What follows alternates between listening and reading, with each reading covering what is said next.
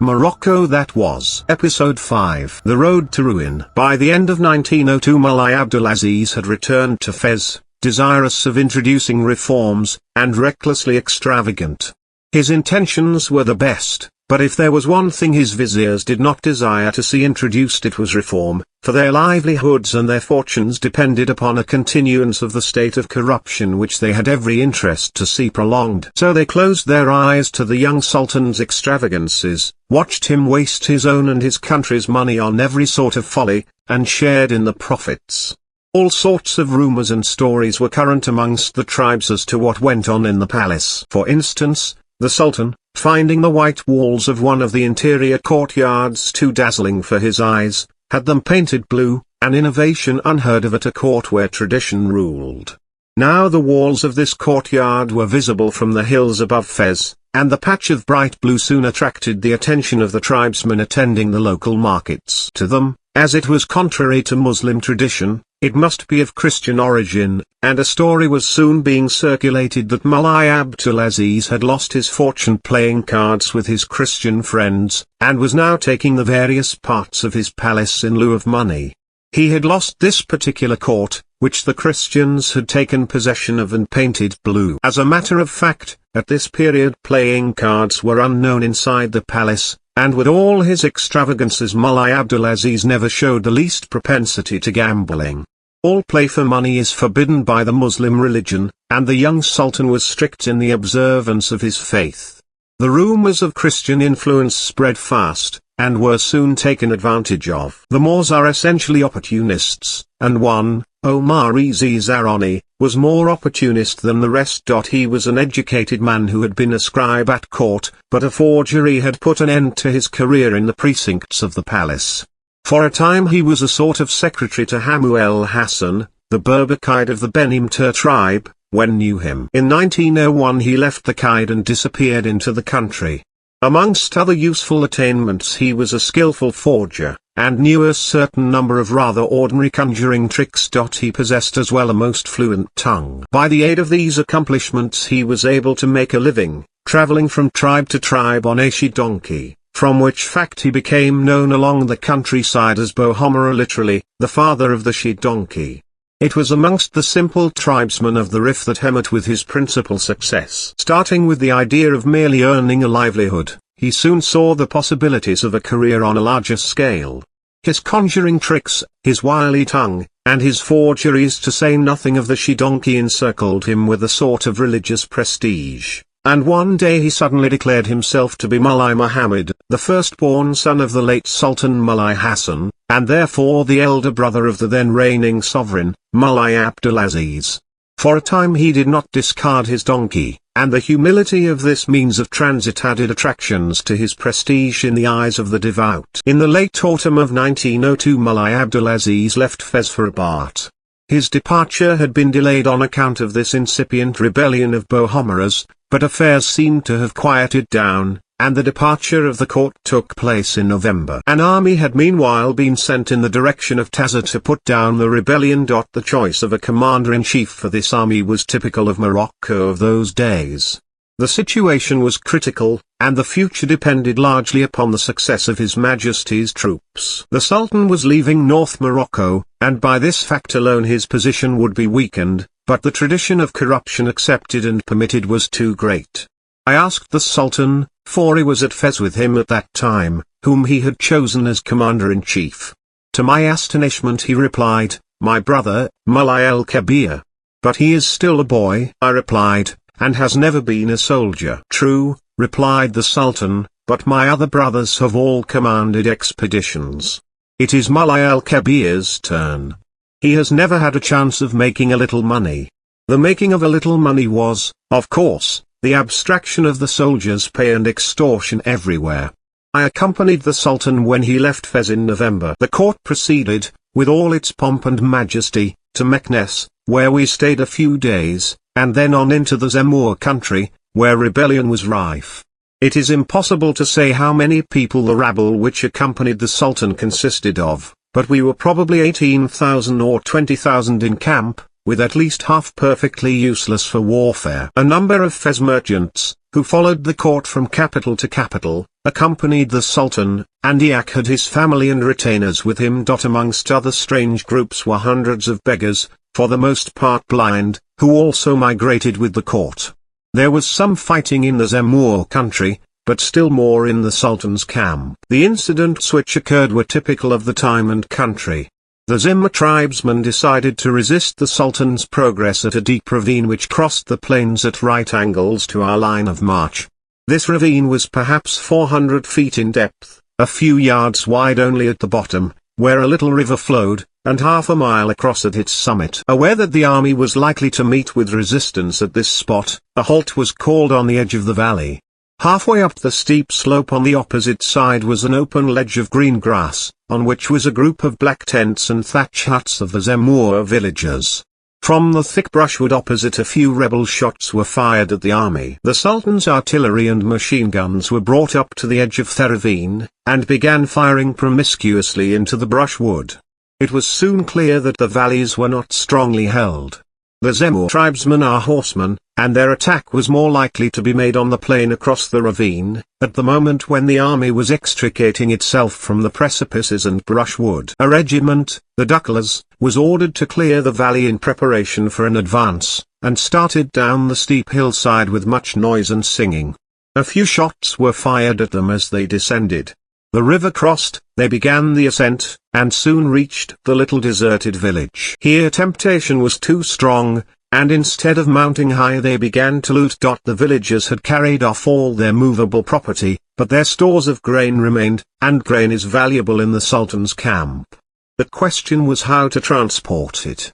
The Moorish soldier is not easily foiled, and the brave Dukala regiment was quite up to the occasion. In the presence of the Sultan and of the whole army they laid down their rifles, took off their baggy uniform breeches of bright blue cotton, tied up the holes through which the legs ordinarily protruded with string, and filled the rest with wheat. This done, they loaded up their booty on their backs, picked up their rifles, and started to return to the army. Nothing would make them go on. Bugles were blown, signals made, orders shouted, but the Ducklers felt that their day's work was done, and steadily climbed homewards. In exasperation the Abda regiment, equally famous and equally brave, was sent to support them, and to see if they couldn't be persuaded to turn once more in the direction of the enemy and abandon their loot.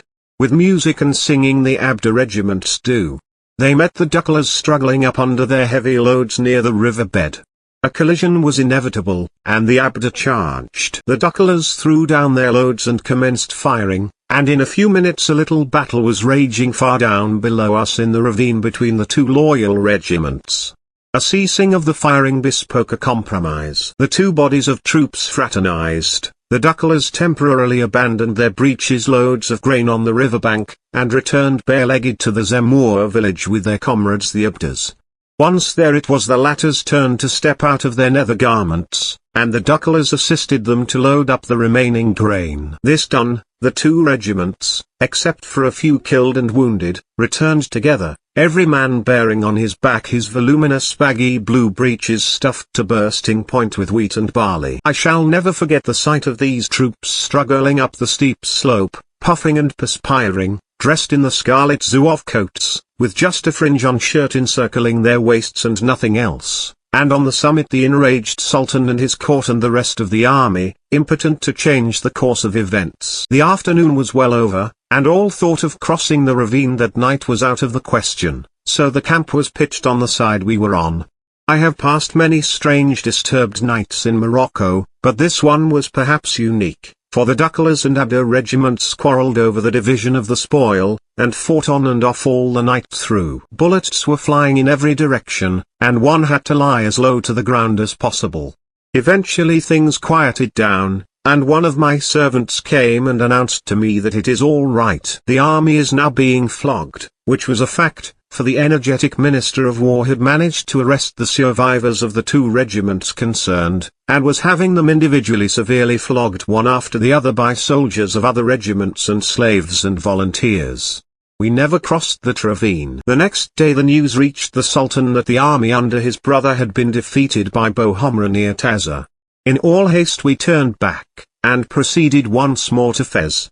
That return journey over the track of our advance brought to light many things of which nothing apparently had been known, or at least cared about, in camp. The road was strewn with dead stragglers from the Sultan's army who had been cut off by the rebels' emirs, for woe betide anyone who lagged behind. We found in the precincts of a country mosque a dozen corpses, decapitated and mutilated, and even the blind beggars on foot, whose afflictions made it almost impossible to keep up with the army, fell a prey to the tribesmen, and not a few were found stripped of their poor belongings and with their throats cut. Woe betide the wounded, too left to die where they fell, for the Sultan's army possessed no hospital installation of any kind, and no ambulances.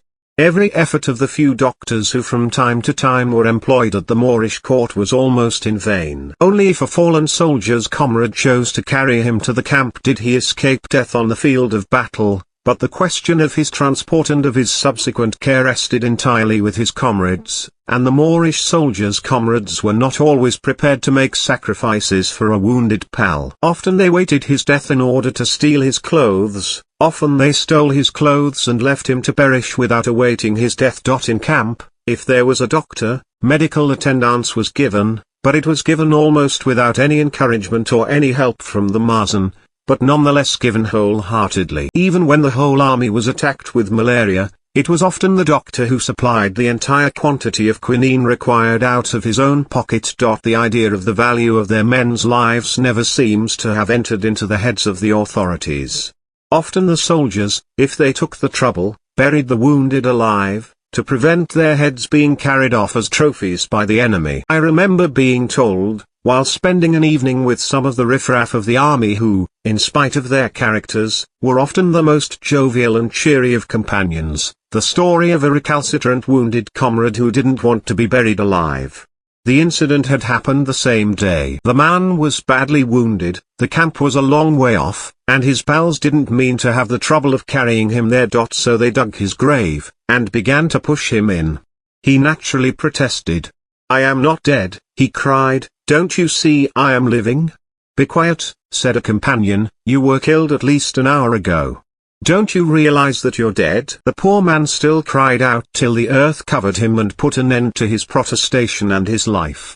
The soldier who narrated the incident added, "The Moorish soldier is an ungrateful and unbelieving individual. This man, for instance, had no confidence in us, his comrades, when we assured him he was dead. I hate ingratitude," and he filled up his little keef pipe and handed it to us for a whiff.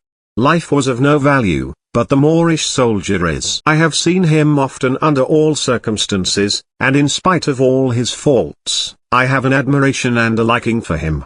He considered his pal's life as nothing, and his own almost as valueless, and yet on my many journeys I have often experienced kindness, and never rudeness, from these outcasts of the old regime. Murderers often, generally thieves, and always blackguards, yet there existed amongst them the undercurrent of the pride of race, and a sense of honor in their dealings with the sympathetic European, which they would have considered quite unnecessary with compatriots. In all life and on all my journeys in Morocco I have made a point of trusting everyone, and seldom, if ever, have I been disappointed. I have put natives taken from the wild mountain districts into positions of confidence. I have given them every facility to rob, but I have trusted to their honor, and they have not failed me. I am often told I have been and am foolish, and that someday. But that someday has not come yet, and my life has been rendered far easier and far happier by the mutual confidence that has always existed, and still, I am glad to say, exists, between the people of this country and myself. I start out on my journeys with this certain knowledge, that wherever I choose to go I am known at least by name and sure of a welcome. A few days after taking the hurried decision to return, the Sultan reached Fez, where he remained for several years, unable to leave these disturbed regions where revolution was rife. In the summer of 1903, having returned to Tangier meanwhile, I was captured by Raisuli's tribesmen, and spent 3 weeks in captivity at Zinat and in the Anjera Mountains. My experiences are narrated in the chapter which deals with the famous brigand and his doings. In 1904 an arrangement was come to between France and England regarding Morocco.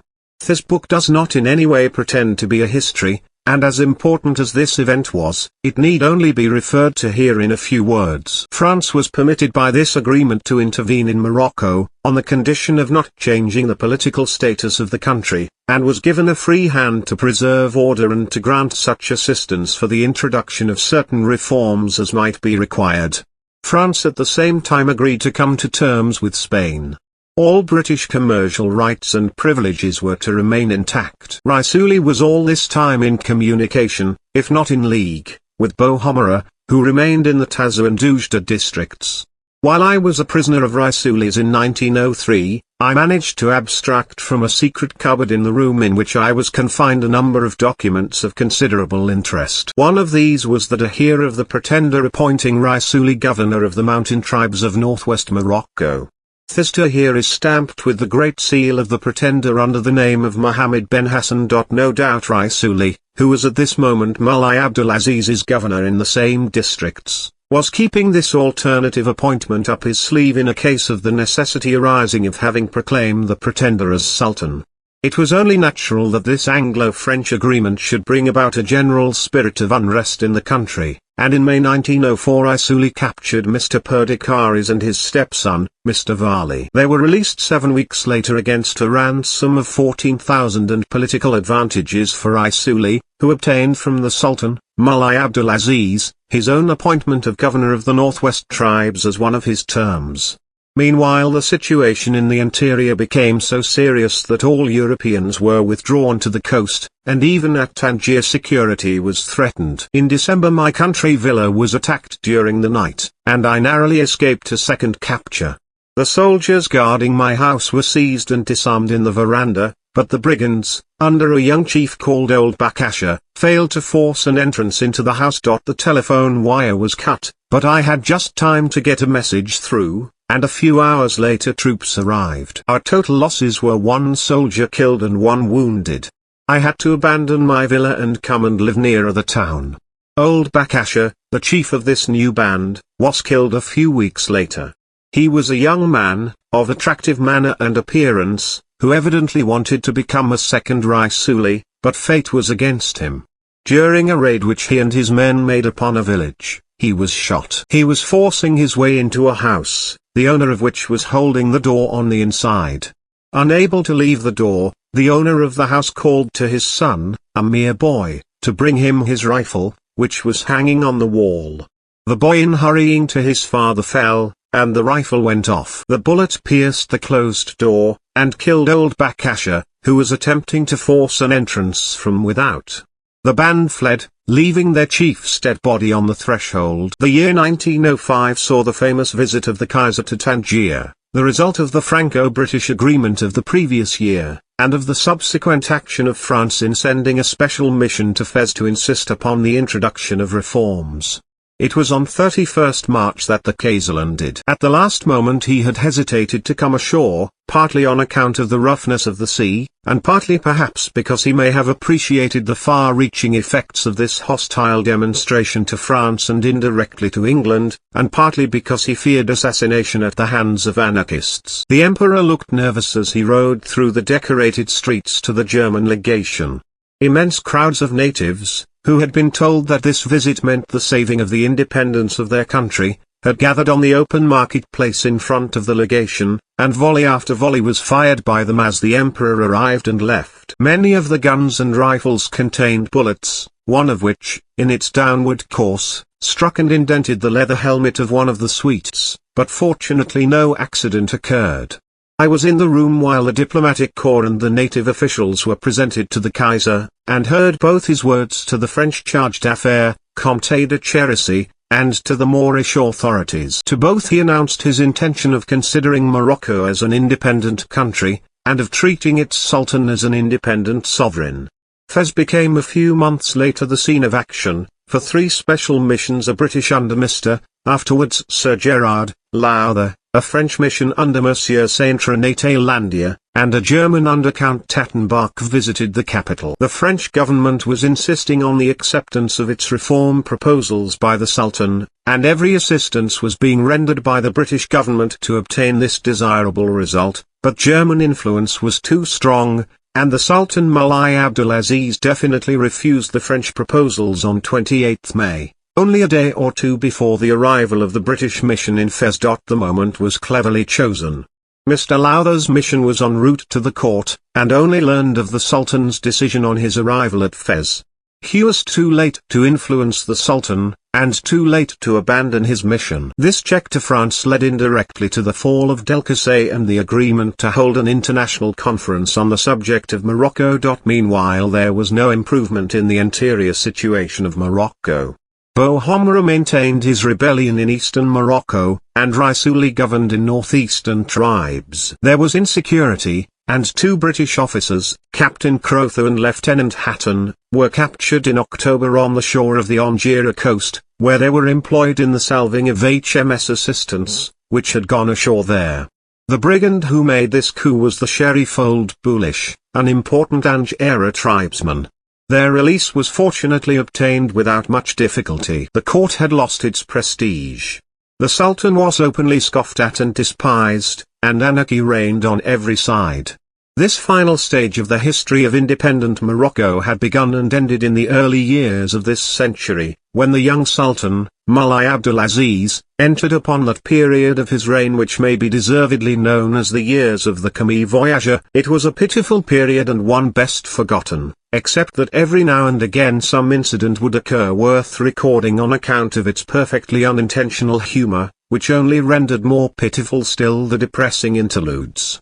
It was the last decadence of the decadent Moorish court. The treasury was fast being emptied, the revenues were being wasted, foreign loans were being raised, and the palaces of the Sultan were littered with packing cases, the contents of which the British press once seriously described as evidences of Christian civilization at Fez. Everywhere it was packing cases, and even today on some of the tracks from the coast to the interior lie the wrecked fragments of machinery and other rusty forsaken goods, which the weary camels could no longer transport.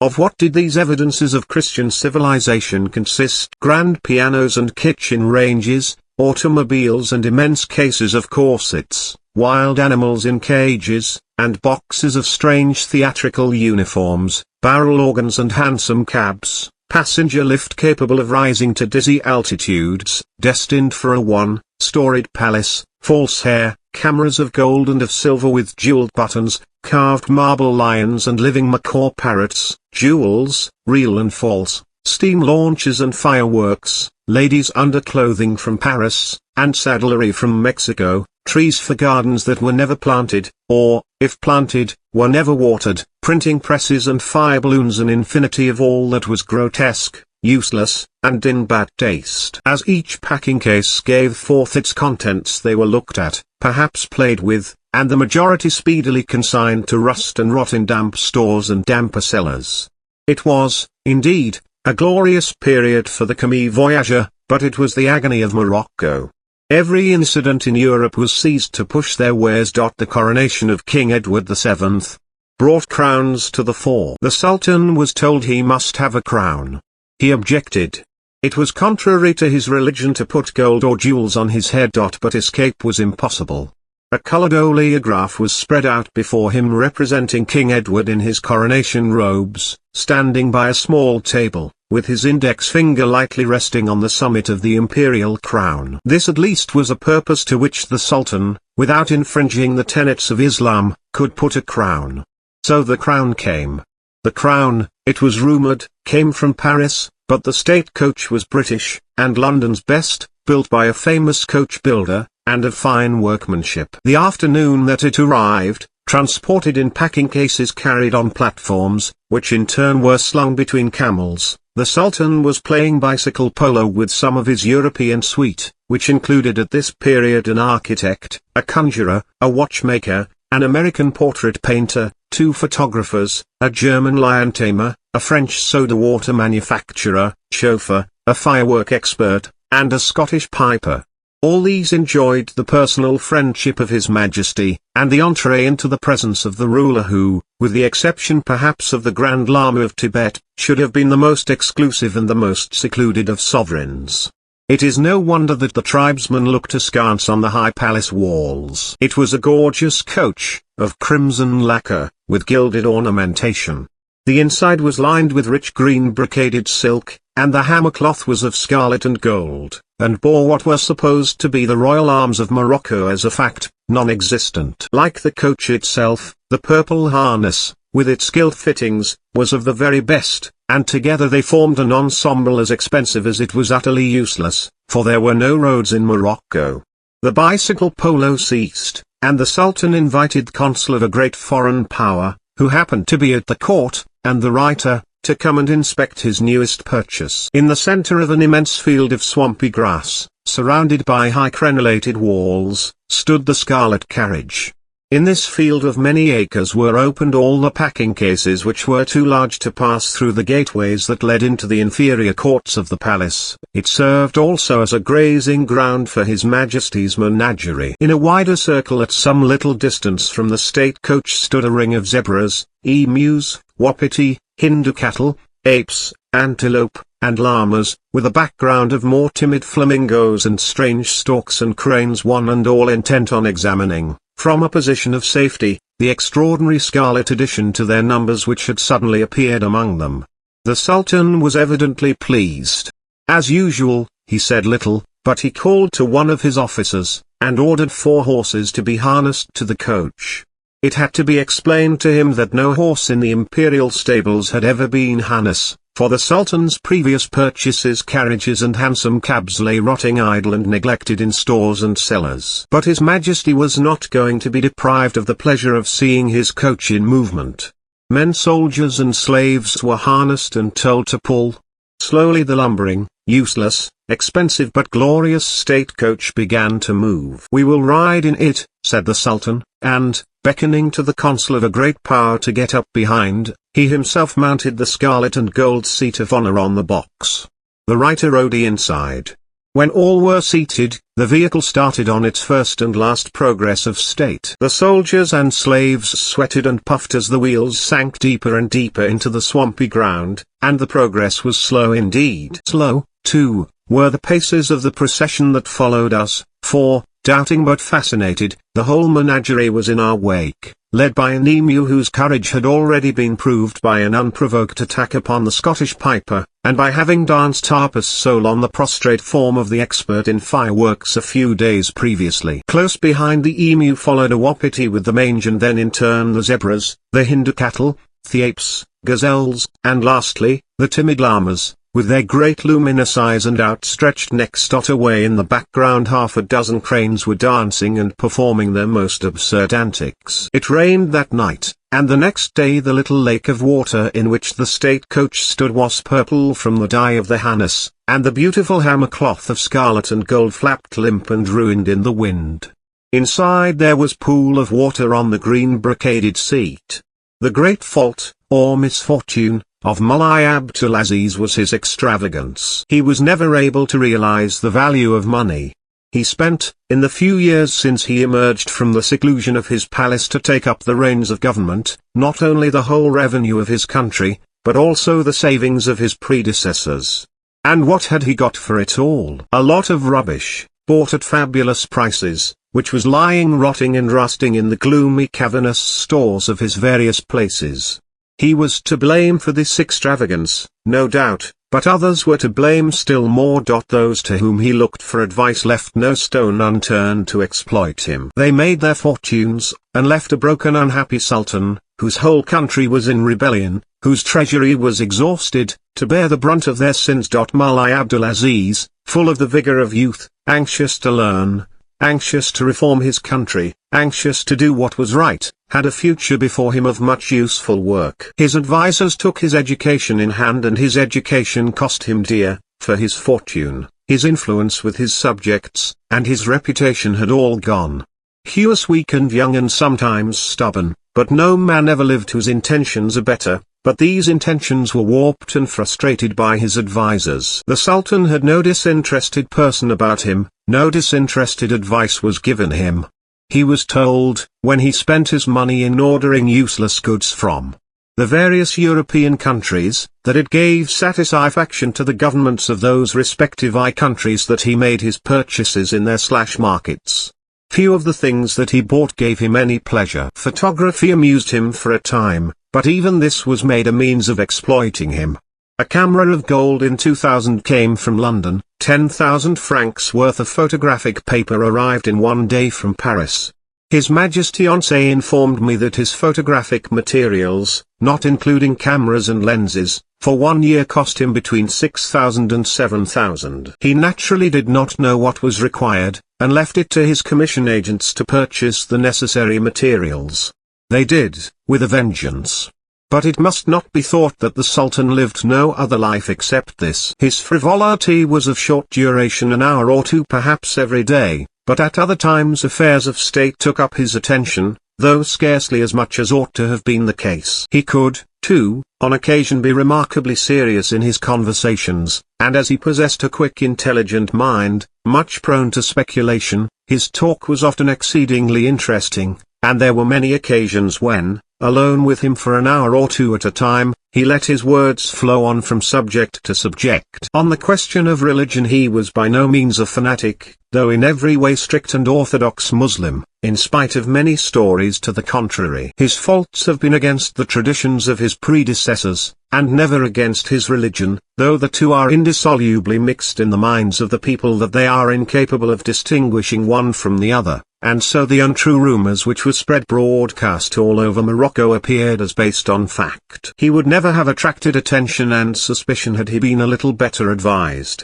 The men who bought him European boots and European saddles, to their own profit and to his unmaking, were almost guilty of high treason. The men who ordered fancy European uniforms for him in the European capitals, as well as the men who photographed him in them, and allowed his photograph to appear in the illustrated papers of Europe, could almost have been tried for attempted regicide. From the newspaper The Picture postcard, the commander of the faithful, the religious head of Islam in northwest Africa, was exhibited in a variety of costumes in the Tangier shop windows and sold for a halfpenny, and this in a country where pictures are considered as contrary to religion. That Mulai Abdul Aziz was weak there is no doubt, but how easy it is to be weak in such circumstances, for everyone was pushing him on, helping him day by day to become more and more unpopular, seeing his authority and his country slipping away from him, educating him, in fact, for so they called it, until in the end they left him with an empty treasury bear the brunt of the coming crisis. Every commission agent had his vizier partner,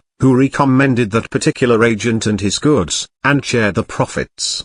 There was no one, actually no one, who could make his voice heard in the surroundings of intrigue and education. Had the men who really influenced him pressed him to stop buying instead of to buy, he would have done so, but such was not their objective. They kept back from him the state of the country, and made little of the rebellion which was smouldering all around him. The one man who realized more than the rest how badly things were going was the only man of energy at the Moorish court, Sid Mehdi el-Menabi, who had been a special ambassador at London and Berlin. He ventured once or twice to speak seriously, but the mass of intrigue against him was too great. I remember one incident so well. It was in December 1902.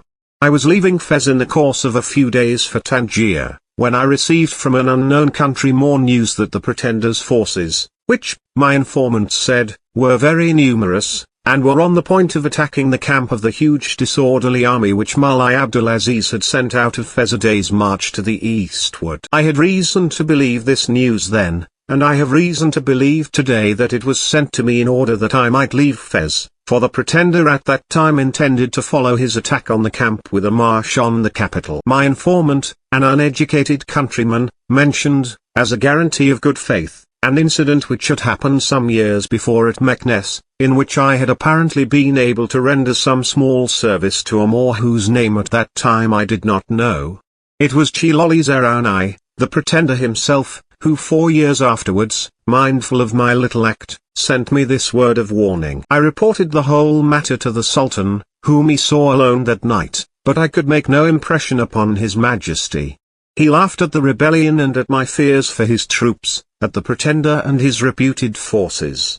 Go, he said, to Menabi, and tell him from me to give you a good dinner, with musicians and couscous, and don't worry yourself. Your fears are groundless. Menabi gave me a good dinner, but he knew my fears were not groundless. We sat late into the night talking as he was Minister of War at the time, and I think he was persuaded that some steps must be taken. Before we parted we had further evidence of how serious things were becoming, for a sheriff, who had relations at Taza, had received news which confirmed my estimate of the Pretender's forces, though not of this proposed attempt to attack the government troops. The next day I bade farewell to Mulai Abdul Aziz. He was standing under a great archway in the palace. He tried to persuade me to stay, but for many reasons I had to be back in Tangier in 8 or 10 days' time.